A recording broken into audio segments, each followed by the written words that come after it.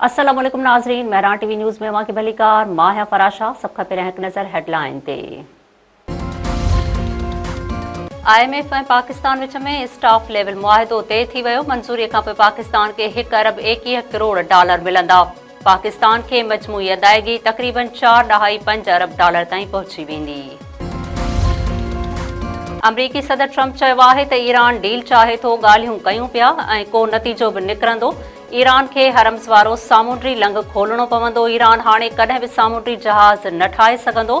मेड़ाके खे ख़िताब कंदे अमरीकी सदर वधीक चयो आहे त ईरानी रिजिम जे ख़तरे खे ख़तम करे रहिया आहियूं। ईरान वटि एटम बम हुजे हा त इसराइल जे ख़िलाफ़ इस्तेमाल करे छॾे हा। विच ओभर में जंग 29 ॾींहं में दाख़िल। अमेरिका, इसराइल ऐं ईरान जा हिक ॿिए मथां हमला जारी। इसराइल पारां ईरान जे तवानाई मनसूबनि ऐं शहरी आबादीअ खे निशानो बणायो वियो। जवाब में ईरान जा इसराइल मथां क्लस्टर बमनि सां हमला। हिकु ॼणो मारिजी वियो, 2 ज़ख़्मी। ईरान कवैत जे बंदरगाह ते बीठल 6 अमरीकी जहाज़नि खे बि तबाह करे छॾियो। अमरीकी मीडिया मूजिबि हमलनि में हिन वक़्त ताईं 12 अमरीकी फ़ौजी ज़ख़्मी थिया आहिनि।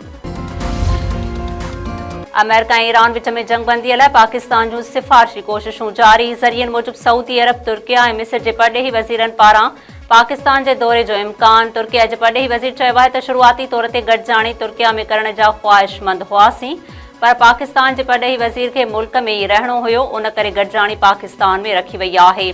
तुर्क परॾेही वज़ीर वधीक चयो आहे त असांजी गॾिजाणी हलंदड़ हफ़्ते जे आख़िर में पाकिस्तान में थी सघे थी। अमेरिका खे ॻाल्हियुनि लाइ इसराइल मथां असर रसूख़ इस्तेमाल करणो पवंदो। ढकण वेझो चोरीअ जी कोशिश दौरान चोरनि हथां नौजवान क़त्ल। ॻोठ मोहम्मद बख्श लोहर में चोरनि मज़ामत करण ते 16 वरनि जे राशिद वल्द गुलबहार लोहर खे गोलियूं हणी क़त्ल कयो। मारिजी वियल नौजवान ईद घुमण लाइ मामनि वटि आयल हुयो। पुलिस पहुची लाश गढ़ी यासीन मुंतक़िल कयो।